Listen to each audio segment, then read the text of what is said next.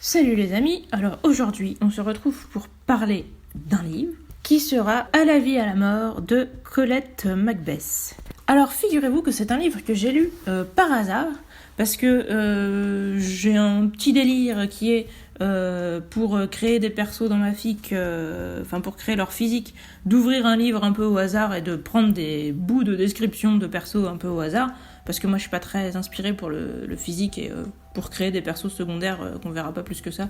Ça me facilite la tâche de faire comme ça. Du coup, j'ai ouvert ce livre pour ça, parce que ça faisait longtemps que j'avais pas lu et donc j'avais pas de livre. Parce que sinon, je prends les livres que je suis en train de lire pour faire ça. Mais là, j'avais rien d'ouvert, donc j'ai ouvert ça totalement par hasard. Il était dans un dossier que j'avais qui s'appelait 180 romans policiers.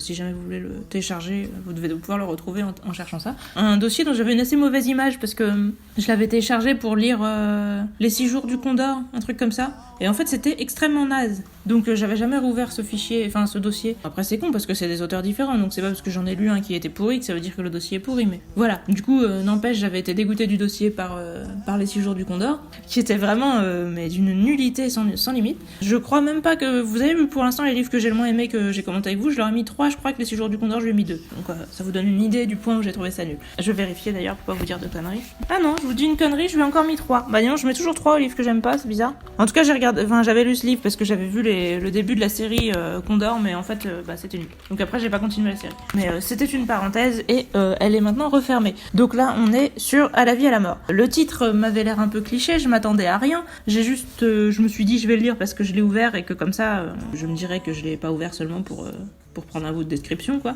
Et en fin de compte, c'était une bonne surprise. Pourtant, au départ, je partais pas d'un avis super positif parce que le livre était écrit en tu, en mode quand je voyais cette image, ça me faisait penser à toi et je me suis dit que c'était ce que tu me disais avant, machin. Je me disais mais qu'est-ce que c'est que ça ? Un livre qui est écrit un peu comme une lettre qui s'adresse à quelqu'un. Je me disais que c'était encore une fausse bonne idée, quelqu'un qui se disait je fais un truc conceptuel, ça va être original, etc. Et souvent les choses comme ça, en fait le problème c'est quand on veut faire un truc comme ça, si on n'est pas à la hauteur, ça se voit d'autant plus. Donc j'avais un petit a priori négatif en commençant à le lire, mais en fait c'était vraiment sympa. Alors, le résumé. Au début, donc, on est du point de vue d'une fille qui s'appelle Rachel, qui est rousse. Donc oui, l'apparence, elle est décrite vu que je me souviens de ça. Qui est journaliste aussi. Et qui apprend que sa meilleure amie a disparu. Et en fait, elle l'apprend parce qu'à la télé, justement, on lui demande de montrer une photo d'elle et de dire « oui, elle a disparu, donc si vous avez des informations, envoyez-les nous ». C'est pas facile à dire, etc. Donc en gros, elle annonçait ça d'habitude à la télé, et soudainement, on lui demande d'annoncer ça à propos de sa propre meilleure amie. Donc elle est hyper choquée parce qu'elle l'apprend comme ça.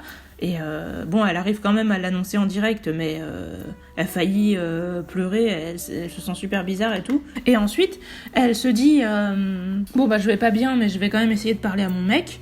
Son mec qui est censé être parti faire un reportage en Afghanistan, quelque chose comme ça, donc c'est normal qu'il soit pas là et qu'il soit pas joignable. Mais les jours passent et il retrouve pas sa meilleure amie, et elle arrive jamais à joindre son mec. Et au bout d'un moment, la police lui montre une photo ou une vidéo, je sais plus, de sa meilleure amie et son mec ensemble le soir où la meilleure amie a disparu. Et son mec devient le principal suspect dans la disparition de sa meilleure amie. Donc double peine, elle est en mode désespérée, elle se dit mais qu'est-ce qui se passe, ma vie s'écroule, je comprends rien, etc.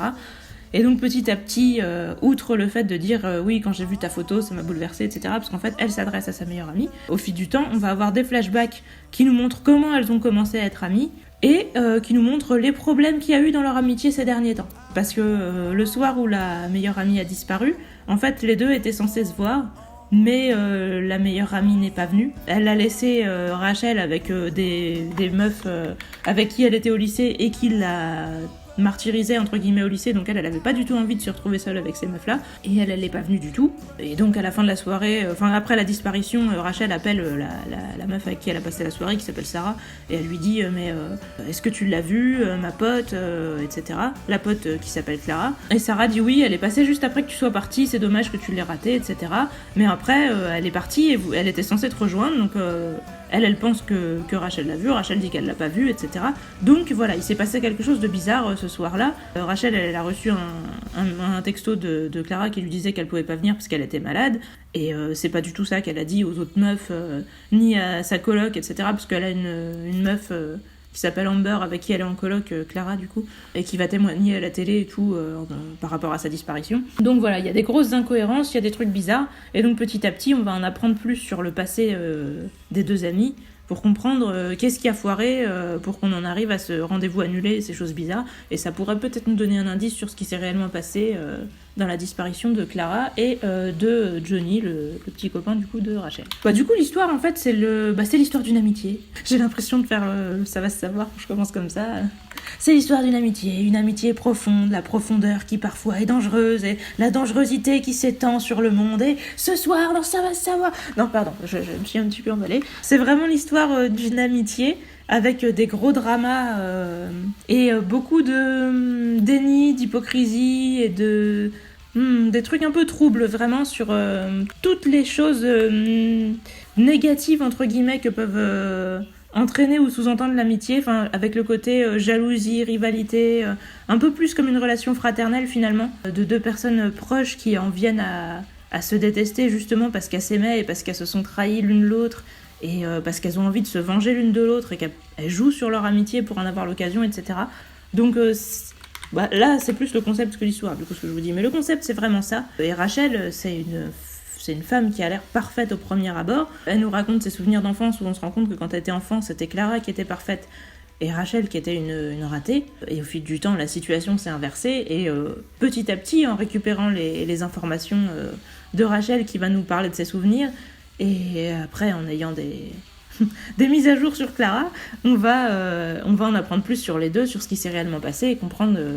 comment on en est arrivé là, et c'est intéressant. Du coup, déroulement de l'intrigue, c'est ça, en fait c'est une enquête, vraiment. On va essayer de comprendre qu'est-ce qui s'est passé avec Clara, où est-ce qu'elle a disparu, où est-ce que John a disparu, enfin Johnny, le copain de Rachel. Et donc on suit Rachel qui, elle, enquête dans son coin, mais elle enquête du coup en tant que journaliste, donc non officielle, donc elle va parler à des gens, par exemple justement à la coloc de Clara, etc. Et en fait Rachel, elle a un peu un don pour se faire apprécier des gens qui à l'origine ne veulent pas parler aux journalistes, etc. Et elle va réussir à les mettre en confiance, à leur faire sentir qu'elle est dans le même cas qu'eux, qu'elle les comprend, etc. Et donc les gens petit à petit vont se confier. Donc elle va faire son enquête comme ça dans son coin. Donc ça c'est le côté concret, et à côté on a le côté flashback, où on voit le passé de Clara et Rachel ensemble, et ça va nous permettre de comprendre leur relation et comment on en est arrivé là où on en est. Donc c'est comme ça que ça va se faire tout le long, en alternance du présent et de flashback, et où... les deux vont se rejoindre émotionnellement, parce que finalement on va comprendre que leur relation elle était loin d'être aussi rose que ce qu'on croyait au début. Parce qu'au début Rachel est vraiment en mode je suis bouleversée, c'est ma meilleure amie qui a disparu, la personne à qui je tenais le plus au monde, machin.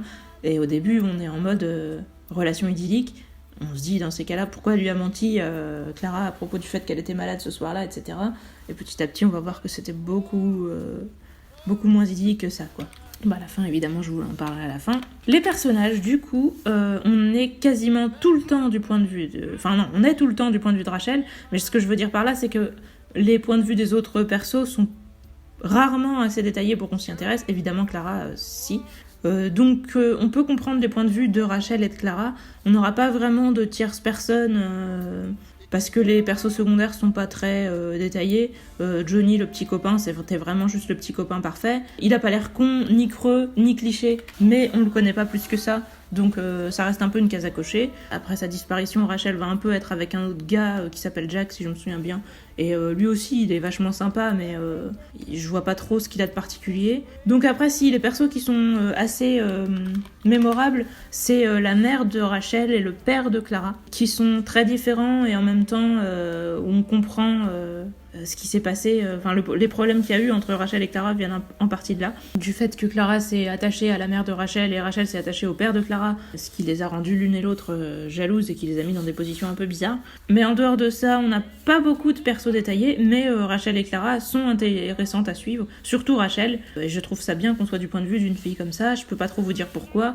mais je pense que vous allez vous en douter. En tout cas, c'est une fille qui a l'air d'être l'héroïne classique, la pauvre victime, voilà, en mode journaliste, émotionnellement fragile et tout au départ. Et finalement, elle s'avérera ne pas du tout être ce qu'elle avait l'air d'être. Et c'était vraiment bien amené. L'apparence, comme je vous ai dit, je sais que Rachel est rousse et que Clara est blonde, en mode très lumineuse, etc. Donc oui, les apparences sont plutôt détaillées, mémorables, et on nous en parle pas mal. Donc je pense que c'est un point relativement positif. En plus, comme Rachel est journaliste, elle fait assez attention à son apparence, donc elle-même, elle nous dit des fois quand elle essaye de se maquiller pour avoir l'air normal, ou quand elle a été interceptée alors qu'elle n'était pas maquillée et que du coup elle sait qu'elle va ressembler à rien, etc. Et elle juge aussi un peu les gens sur le physique.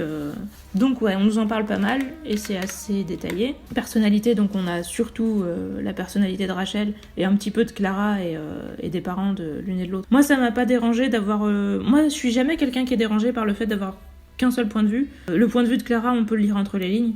Donc on a quand même la confrontation des deux. Pour moi, ça me suffit. Peut-être que certaines personnes pourront trouver que c'est dommage que les persos secondaires soient pas plus détaillés. En tout cas, moi, ça m'a pas dérangé. Après, c'était un livre assez court. Donc, dans la place impartie, je pense pas que ça aurait forcément été faisable.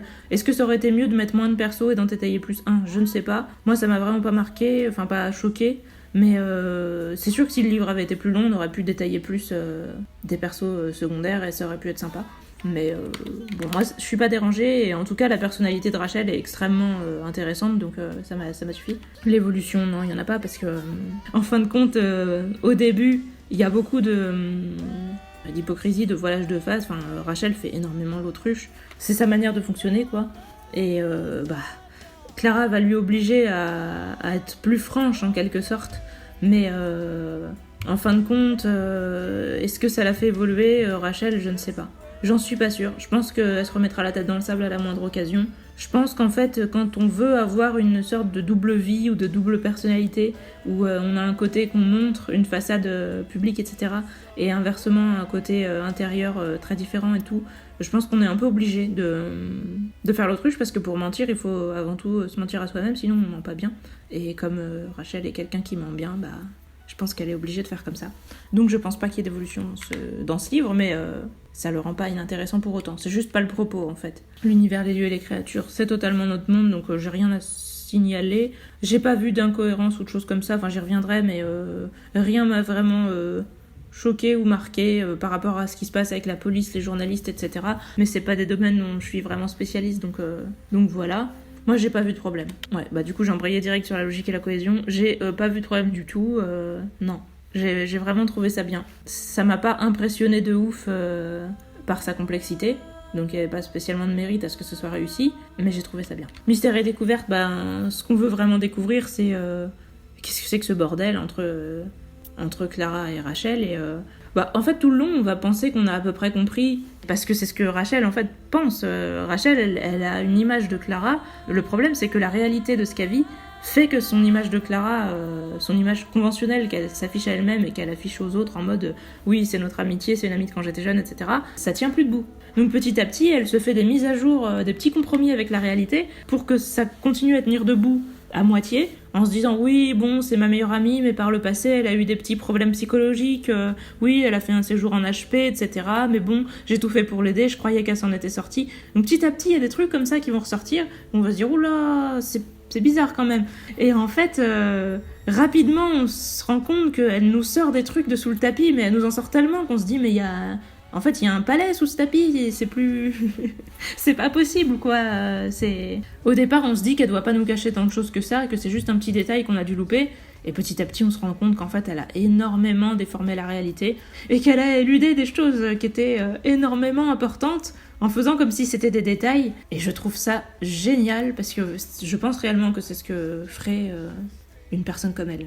Je peux pas trop vous en dire plus, mais voilà, encore une fois, vous pouvez peut-être comprendre ce que je veux dire un peu entre les lignes.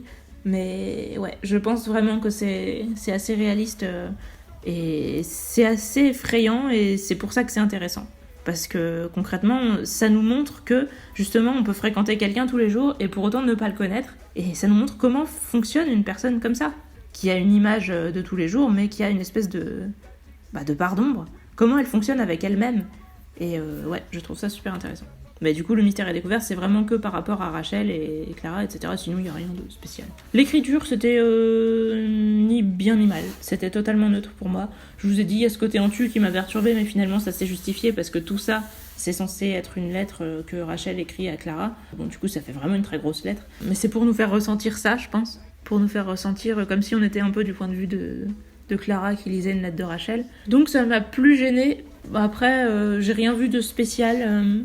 J'ai trouvé, ouais, comme je vous disais, que les persos étaient bien décrits, que les émotions étaient bien décrites. Il y a peut-être certains actes ou quoi sur quoi je trouve qu'on est passé trop rapidement, mais encore une fois, ça peut faire partie de la psychologie de Rachel parce que c'était des actes qu'elle aurait certainement préféré oublier ou dont elle-même elle avait intérêt à minimiser l'importance. Donc, je pense que je vois pas vraiment de problème. Mais j'ai pas vu de prouesse non plus, ni dans un sens ni dans l'autre, d'un point de vue de l'écriture. Poésie et contemplation, il n'y en a pas. Et suspense et action, il y en a un peu, mais pas trop. C'est vraiment psychologique, en fait. Il y a très très peu de scènes d'action, et quand on les a, on nous en parle plus d'un point de vue rétrospectif, de qu'est-ce que la personne a ressenti, qu'est-ce que la personne a pensé à ce moment-là, etc. Plutôt que de nous dire vraiment, soudain il se passe assis, soudain elle a mis son poing dans la gueule de Bill, et puis... Non, il n'y a pas du tout d'action dans le moment présent, enfin pas du tout, c'est un bien grand mot, mais quasiment pas. On est vraiment que dans du psychologique. Donc ni de poésie ni de suspense, là on est vraiment dans le thriller psychologique. Dialogue, j'ai rien vu qui m'a choqué, ni qui m'a marqué. Crédibilité, réalisme, j'ai vraiment pas vu de problème. Je trouvais que ouais, les ados me paraissaient bien parler comme des ados et les adultes me paraissaient bien parler comme des adultes, même si je me souviens pas précisément de la distinction entre les deux, mais de la manière dont elles étaient décrites, même quand elles parlaient de la musique qu'elles écoutaient et comment elles tripaient dessus, etc., de leur soirée et compagnie, de comment elles se sont rencontrées et tout. C'est pas vraiment un dialogue, vous allez me dire, mais j'ai vraiment ressenti l'ambiance ado, et c'était que pendant quelques chapitres, et le reste du temps, on était du point de vue d'une adulte, et ben j'ai bien vu la différence. J'ai pas eu l'impression que ça n'avait pas évolué ou quelque chose comme ça. Donc, moi, je trouve que oui. Il n'y a pas d'originalité ou de côté marquant. C'est pour ça que c'est un livre que je vais ranger dans les bons et pas dans les géniaux. Il n'y avait rien d'exceptionnellement génial, mais tout faisait le taf. Du coup, en note globale, je lui ai mis 7. Parce que comme je vous dis, pour moi c'était vraiment une agréable surprise et j'ai passé un bon moment. Après, je pense que c'est pas un livre qui va me marquer. La seule chose qui va vraiment me marquer, c'est la personnalité de Rachel et sa manière de faire du déni. C'est une manière très habile et qui me semble psychologiquement très crédible et en même temps à la fois très intéressante et très effrayante. Et c'est vraiment ça le grand point fort du bouquin, de voir d'où on est parti et où on est arrivé et de se dire ah ouais quand même, c'est la même meuf. Quand des fois des gens disent oui je connaissais machin et quand je l'ai revu machin c'était plus la même et tout, moi j'ai jamais apprécié que les gens disent ça. Enfin si ça peut être justifié dans un cas, ça le serait dans le cas de Rachel, et clairement c'est parce qu'elle se ment à elle-même. Je pense que c'est le seul moyen dont réellement cette phrase peut être cohérente, le côté t'étais plus toi-même ou je te reconnaissais plus ou machin, c'est quand les gens ils ont une façade qui est en opposition avec ce qu'ils sont entre guillemets intérieurement, et que eux-mêmes ils ont vraiment tout fait pour que les deux ne se rejoignent pas, et qu'ils sont capables de déployer des trésors d'astuces pour faire en sorte que ce qui est au fond reste au fond et que ce qui est au-dessus reste au-dessus. C'est vraiment très, très intéressant ce truc-là, et si ça vous intéresse, bah du coup je vous le conseille. Après, je vous dis, c'était un livre court, l'histoire n'est pas spécialement originale en soi. C'est vraiment seulement le personnage de Rachel et le fait qu'on soit de son point de vue et que du coup on voit les strates de son esprit qui se...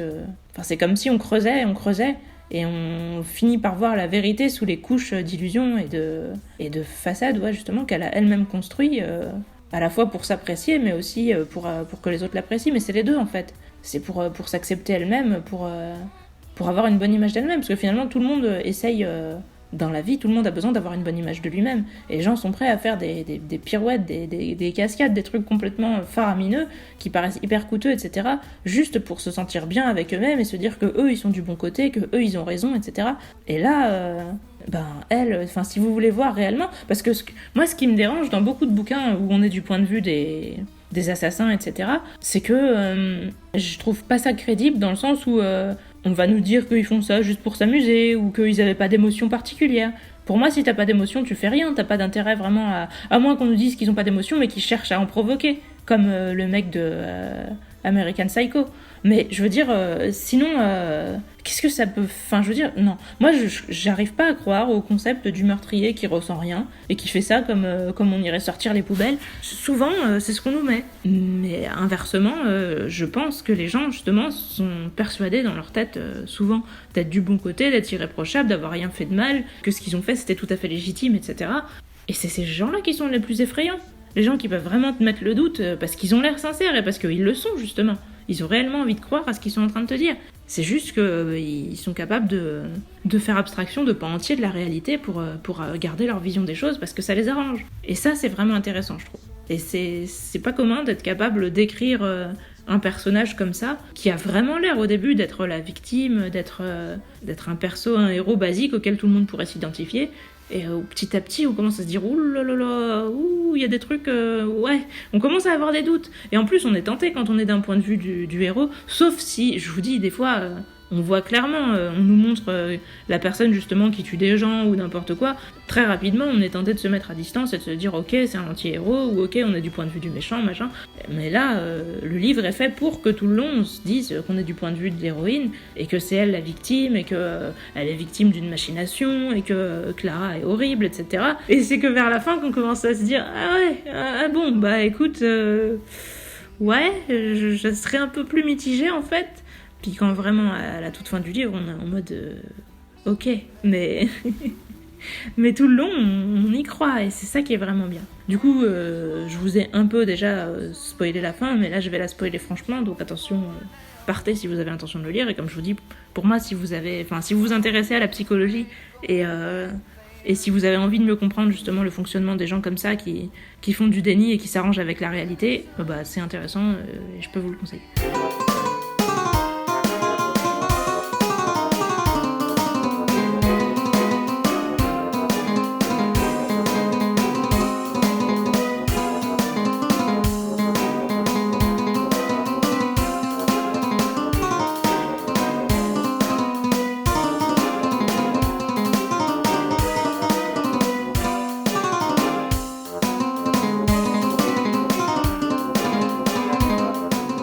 Donc voilà, et du coup, en termes de fin et de spoil, eh ben évidemment, il s'avère que Rachel était loin d'être aussi blanche que celle essayait de nous faire croire.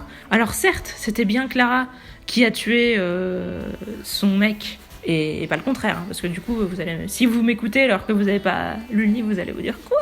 Le mec était suspecté de l'avoir tué elle, et finalement c'est elle qui l'a tué lui. Oui, mais entre-temps, on va apprendre que lui est mort, déjà, donc ça va l'innocenter un peu dans la disparition de Clara. Et ben du coup, quand on apprend que Johnny est mort, Rachel va se dire ok, donc Clara l'a buté, et là elle va nous mettre des flashbacks du passé qui nous montrent que Clara essayait déjà de lui piquer sa mère quand elle était jeune, et que en fait comme elle a dénoncé Clara à son père quand elle essayait de faire des tentatives de suicide et qu'elle avait des gros problèmes psychologiques, et qu'elle s'est alliée à son père pour envoyer Clara en HP, que du coup Clara lui en veut depuis, et qu'il est très probable que Clara ait décidé de buter son mec pour se venger du fait que Rachel soit responsable de l'avoir envoyé en HP, et surtout qu'elle l'ait trahi parce que c'était censé être sa meilleure amie, et qu'elle se soit alliée avec son père pour l'envoyer là-bas. En gros, elle lui pardonne pas. Donc à partir de ce moment-là, on sait que Clara est la méchante et que Rachel est la victime, et Rachel se dit ok, je vais te battre à ton propre piège et je vais me venger de toi en montrant au monde entier quelle espèce de saloperie t'es. Je vais montrer voilà, que tout ça c'est un coup monté de ta part, et voilà, je vais te prendre à ton propre piège, et c'est toi qui vas le payer, quoi. Donc elle est dans l'optique de se venger, elle, et puis de venger Johnny, et on y croit totalement, hein. Ça a l'air tout à fait crédible. De toute manière, il se passe des choses qui font que on sait vraiment que Clara est en train de manigancer des trucs contre elle. Notamment, il y a des gens qui rentrent chez elle, et il y a un moment, il y a une photo de Clara qui apparaît, une photo de Clara avec sa mère, justement, qui apparaît sur sa table de nuit ou un truc comme ça, enfin dans sa chambre. Après, il y a un CD de rire enregistré de Clara qui se met dans son lecteur et qui la réveille en pleine nuit et qui la fait flipper et tout. On sait que Clara fait des trucs bizarres, et on se dit vraiment qu'il y a un gros souci. Et quand finalement on a de plus en plus de flashbacks du passé, Clara qui était proche de la mère de Rachel et qui lui a piqué sa mère et tout, On finit par voir le jour de l'anniversaire de Clara, où du coup la mère de Rachel s'occupait que de Clara et elle lui a mis un gros vent à elle et elle a arraché ses fleurs qu'elle avait passé des mois à cultiver dans son jardin, etc. pour les donner à Clara, et elles se sont bien foutues de sa gueule, etc. Donc Rachel était traumatisée par cette journée et elle nous dit qu'à la fin de cette journée, elle en avait tellement marre de sa mère qu'elle s'est dit de toute façon voilà, elle me fait chier, elle me pourrit, c'est bon, elle m'a assez saoulée comme ça. Allez hop, je vais foutre des somnifères dans son alcool. Parce que sa mère lui dit, ouais, tiens, rends-toi utile, ramène-nous des verres de gin ou de je sais plus quoi. Et en fait, voilà, elle lui a foutu des somnifères dedans. Et elle nous dit pas combien elle en a foutu, mais voilà. Après, les deux, Clara et la mère de Rachel, vont se coucher. Et le lendemain, elle trouve sa mère morte. Et là, Clara s'en veut parce que en fait, la mère de Rachel prenait des somnifères tous les soirs avant de dormir. Et avant de se coucher, elle a dit à Clara, est-ce que tu peux me passer ma boîte de somnifères, s'il te plaît ? Clara la lui a passé. Le lendemain, comme elle la retrouve morte, du coup, Clara s'en veut en se disant, mais c'est moi qui lui ai donné ces somnifères. Dans l'état où elle était, elle avait trop bu, elle a pas dû en prendre la quantité qu'il fallait. Et donc, elle est morte par ma faute. Et là, Rachel lui dit, non, mais c'est pas de ta faute, parce que bon, en fait, je lui en avais mis dans son verre avant, dans la soirée, donc t'inquiète. Et là, Clara, elle est en mode, mais attends, mais t'es en train de me dire que t'as tué ta mère et tout, et putain, mais c'est pas normal, tu dois appeler la police, c'est horrible, comment t'as pu faire une chose pareille et tout. Puis là, Rachel, elle se dit, merde, mais pourquoi elle est pas en train de me soutenir ? Pourtant, c'est ma meilleure amie, elle devrait me comprendre et tout. Et là, tu te dis, ah ouais, quand même, quoi.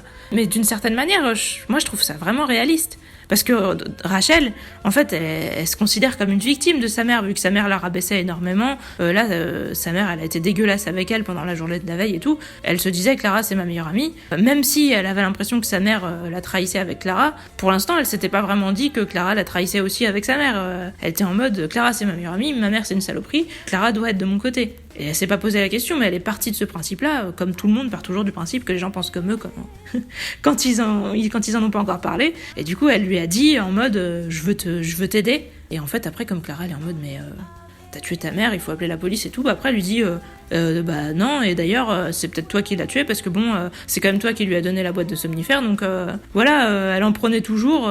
Moi, je lui en ai donné une quantité normale. Si elle en a repris après, c'est parce que c'est toi qui lui as donné la boîte. Donc c'est toi qui l'as tué. Donc si t'appelles la police, tu leur diras ce que t'as fait toi aussi. Et ce serait quand même con qu'ils l'apprennent parce que bon, s'ils apprennent ça, ton avenir est foutu, machin. Enfin, elle lui fait un gros coup de pression et une espèce de retournement de manipulation en mode non, mais c'est plutôt toi qui l'a fait et moi j'ai rien dit. Et après quand Clara va en reparler en disant mais t'as admis que, elle va lui dire non, je t'ai jamais dit ça, c'est toi qui l'as fait, c'est même toi qui m'en as parlé en me disant que tu lui avais donné la boîte et tout.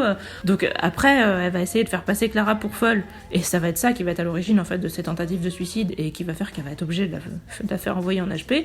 Et du coup on peut comprendre aussi pourquoi Clara a envie de se venger. Et en plus, après, on va avoir des révélations de ouf gueudin, comme quoi, en fait, Clara et Rachel sont demi-sœurs, parce que la mère de Rachel, qui était une meuf, du coup, qui buvait de l'alcool, qui prenait des somnifères, et qui était une espèce de grosse épave irresponsable, qui traitait super mal sa fille et tout, en fait, elle avait eu Clara comme premier enfant, avec un mec qui était son vrai mec, etc., mais le mec a fini par la quitter, parce que justement, elle se comportait n'importe comment, enfin, qu'elle était trop irresponsable et tout, mais en gros, ils l'ont eu trop jeune, et puis, elle s'en occupait pas, elle était pas capable de s'en occuper, etc. Donc le mec est parti avec la fille. Donc justement le mec c'est ce fameux Simon qui est le père de Clara par la suite avec qui Rachel va devenir proche. Et Bidule, Niam, donc la mère de Rachel, elle va se taper un mec à la con en mode histoire sans lendemain parce qu'elle était plus avec son Simon. Et c'est de ce truc-là qu'elle aura Rachel. Le mec va pas rester avec elle, il va se barrer comme un connard. Et donc elle, pendant toute l'enfance de Rachel, dans sa tête, sa vraie fille, c'est Clara, elle essaye d'accéder à Clara, elle peut pas parce que le père veut pas qu'elle la revoie, etc. Donc elle idéalise Clara, et en fait, Rachel, pour elle, c'est le fruit, entre guillemets, de son erreur, d'une coucherie sans conséquence avec un connard. Donc en gros, effectivement, ça explique pourquoi elle a toujours traité un peu Rachel comme une sous-merde, et pourquoi, dès qu'elle rencontre Clara, elle l'idéalise, parce qu'en gros, elle est venue volontairement dans cette ville, si j'ai bien compris, parce qu'elle avait envie de revoir Clara, et qu'elle avait fait Je sais plus si c'est avec une de ses tantes ou... Enfin, quelqu'un avait décidé d'un arrangement pour qu'elle puisse quand même voir Clara et c'est pour ça qu'elles étaient venues emménager dans cette ville. Mais par contre, c'était pas calculé que Rachel et Clara deviennent amies. Et du coup, quand Rachel a ramené Clara chez elle en mode oui, je te présente ma meilleure amie, machin, bah Niam, la mère de Rachel, elle était super contente de retrouver sa fille. Et c'est pour ça qu'en fait, elle s'est attachée tout de suite à elle et qu'elle était tout de suite super sympa avec. Et Rachel, bah déjà qu'elle était perturbée que sa mère la traite comme une sous-merde. Alors en plus qu'elle la traite comme une sous-merde, le fait qu'elle chouchoute à mort sa meilleure amie, elle est en mode attends, mais non seulement tu m'aimes pas, tu me pourris, tu me dévalorises, tu me détruis, mais en plus pour une fois que j'ai quelqu'un qui m'aime, une vraie amie, pour une fois que j'ai quelque chose de bien qui m'arrive, t'essayes de me le prendre. Donc moi je comprends le sentiment de Rachel, même si ça justifie pas forcément un meurtre, mais encore une fois, tuer avec des somnifères, c'est un meurtre suffisamment hypocrite entre guillemets pour que ça passe. Parce que même quand tu mets des somnifères dans l'alcool de quelqu'un, tu te dis oui bah ça va pas forcément le tuer, donc c'est bon quoi. Donc toi ça te défoule parce que tu te dis je suis prête à la tuer et ça me fait du bien de le sentir, de me dire je me laisse pas faire, et en même temps si elle meurt tu peux te dire oui bah c'est pas vraiment de ma faute parce que bon voilà je le savais pas, elle en prenait déjà d'habitude des somnifères et de l'alcool, j'en ai peut-être mis un peu plus que d'habitude et peut-être que c'est pas bien de mélanger les deux, mais bon ça reste c'était un truc qui devait arriver de toute manière, de toute façon elle aurait fini par le faire elle-même et tout. C'est tellement facile de se dire ça, en même temps ça me paraît réaliste. Je veux dire, c'est pas con, et quand t'essayes de croire ce que t'as envie de croire et de te faciliter les choses à toi-même, c'est totalement normal de penser comme ça. Enfin, en tout cas, je trouve. Donc je peux comprendre à la fois que Clara soit horrifiée, parce qu'elle, elle se dit, j'ai enfin... Parce qu'en fait, Niam lui a avoué qu'elle était sa mère biologique, et Clara, elle avait toujours souffert de pas avoir de mère. Donc quand elle rencontre la mère de Rachel, elle est en mode oh ça y est j'ai retrouvé ma mère et tout, mais elles ne l'ont pas dit à Rachel à ce moment-là. Genre Clara dit qu'elle avait prévu de lui dire plus tard après l'anniversaire et tout. On ne saura jamais si c'est vrai vu ce qui s'est passé. Et en fait du coup bah voilà, on comprend aussi que Clara était en mode hyper fusionnel avec la mère de Rachel parce qu'elle est en mode j'ai retrouvé ma mère. Mais on comprend que Rachel se soit dit mais qu'est-ce qui se passe quoi ? Je ramène ma meilleure amie chez ma mère et c'est ma mère qui devient proche d'elle et les deux me mettent des vents, me méprisent et me mettent à distance alors que c'est ma mère et ma meilleure amie. C'est quoi le délire quoi ? Donc réellement je trouve qu'on comprend tout le monde et du coup bah la fin après que Rachel veuille tuer Clara, bah d'une certaine manière c'est vrai que Clara elle met tellement en danger justement son confort à la fois physique et mental. Physique parce que si jamais on sait ce que Rachel a fait, bah elle va finir en tôle concrètement, et mentale parce que du coup Rachel elle s'est construite comme justement une femme parfaite, irréprochable, etc. Et elle a pas du tout envie qu'on ressorte les cadavres des placards. Donc Clara elle la met tellement en danger que c'est pour ça qu'elle veut la buter. Et du coup Rachel provoque Clara et elle essaye de la faire venir. Elle se dit comme ça je vais la tuer, ça va faire légitime défense parce que bon elle était portée disparue, elle ressort de nulle part, elle vient chez moi avec une arme, si je la bute normal. Et en fait ce qui est génial c'est que c'est elle qui avait demandé à Jack, le mec avec qui elle sortait depuis qu'elle avait perdu Johnny, de faire poser des caméras de surveillance chez elle parce qu'elle avait découvert que Clara s'était introduite chez elle plusieurs fois et il lui avait dit oui je vais le faire, mais en fait et entre temps il l'avait appelée en lui disant j'ai une surprise et elle savait pas ce que c'était, elle n'avait pas eu le temps de le rappeler parce que Clara est venue entre les deux et en fait du coup il y a eu leur confrontation. Pendant leur confrontation elle a réussi à négocier auprès de Clara en lui disant mais non mais en fait moi j'ai toujours été ta meilleure amie, j'ai toujours été de ton côté, tu t'es trompée sur mon compte, etc. Elle a réussi à lui faire lâcher son couteau et tout, et en fait après elle prend le couteau et elle essaye de le foutre dans la gorge de Clara, et quand les policiers arrivent, Clara n'est pas tout à fait morte, elle a le couteau dans la gorge et Rachel dit oui elle a essayé de m'attaquer, je me suis défendue machin, et en fait après la vidéosurveillance montre que sa version n'est pas tout à fait exacte parce que elle savait pas du tout qu'elle était filmée en fait, et du coup les deux sont en procès etc.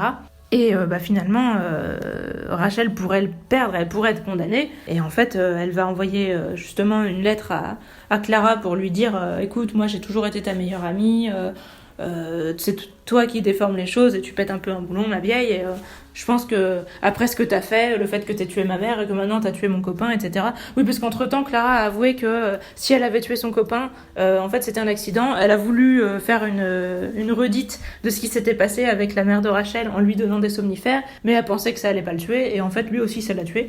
Donc elle a fait une redite plus précise que ce qu'elle pensait. Donc voilà, et du coup elle s'en veut pour avoir tué le copain. Elle-même, elle a l'impression d'être complètement dépassée par la vengeance qu'elle a voulu mettre en place. Elle avait juste envie de faire peur à Rachel et de lui faire avouer qu'elle essayait de la faire passer pour folle et que tout n'était pas dans sa tête, etc.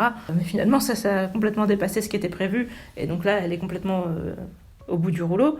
Et même, ce qui est marrant, c'est que même Rachel le dit, que quand elle revoit Clara, quand elle est adulte et tout, elle dit oui, on aurait dit que la lumière qui était en elle s'était éteinte, parce que quand elle était jeune, elle dit qu'elle était hyper lumineuse et que tout le monde avait envie de lui parler, que tout le monde se sentait valorisé dès qu'elle leur adressait un regard, etc. Et après, quand elle est adulte, elle dit qu'elle est complètement l'ombre d'elle-même. Et en fait, quand on apprend ce qui s'est passé, ça paraît totalement logique, mais du coup, c'est Rachel qui l'a complètement détruite, en fait. Et elle nous présente le truc comme si c'était une pauvre meuf qui lui pourrissait la vie, et juste qu'elle avait échoué dans sa vie. Enfin, genre, quand elle était jeune, elle avait l'air pleine de promesses, mais finalement, elle les a pas tenues. Et moi, j'avais l'air de rien. J'étais la petite grosse moche de la classe qui avait pas de potes. Et maintenant, je suis devenue une journaliste reconnue. Et toi, t'étais la fille lumineuse de qui tout le monde voulait être l'amie. Et maintenant, regarde, t'es une grosse merde. Donc, le point de vue de Rachel, il est assez hardcore, et en même temps, on se doute que c'est ce que penseraient beaucoup de gens, entre guillemets, normaux. Et finalement, non, c'est elle qui a détruit Clara, et ça, elle veut pas du tout s'en rendre compte. Et ça, c'est assez... Ouais, je trouve ça assez réaliste, le déni dont elle fait preuve par rapport à ça.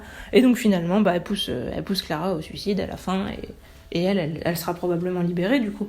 Ça va l'aider à prouver que Clara était une grosse déséquilibrée, quoi. Donc voilà, et je trouve ça génial, parce que du coup, ça veut dire que depuis le début du bouquin, on était du point de vue d'une meurtrière complètement... je sais pas si on peut dire psychopathe ou sociopathe ou quoi, je sais pas si on peut dire ça, parce que sociopathe, il me semble que c'est quand les gens sont quand même au courant de ce qu'ils sont. Est-ce que Rachel est au courant de ce qu'elle est? Pas trop.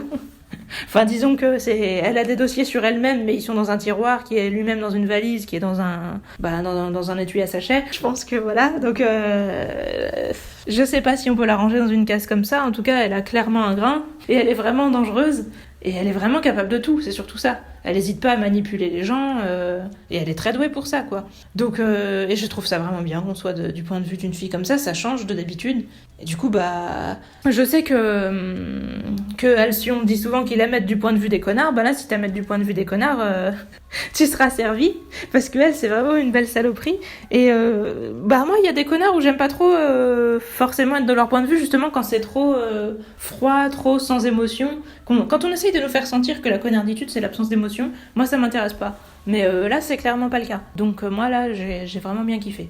Donc voilà, si vous voulez voir une connasse en pleine activité, ce livre est vraiment très très bien. D'autant plus que cette meuf a l'air irréprochable au premier abord. Je pense que ça peut montrer ce dont pourrait faire preuve, je sais pas moi, des politiciens ou ce genre de gens justement qui ont une image vraiment qu'ils ont envie de préserver à tout prix, et où leur réalité derrière, elle est vraiment pas reluisante. Donc voilà, moi j'ai trouvé que c'était bien.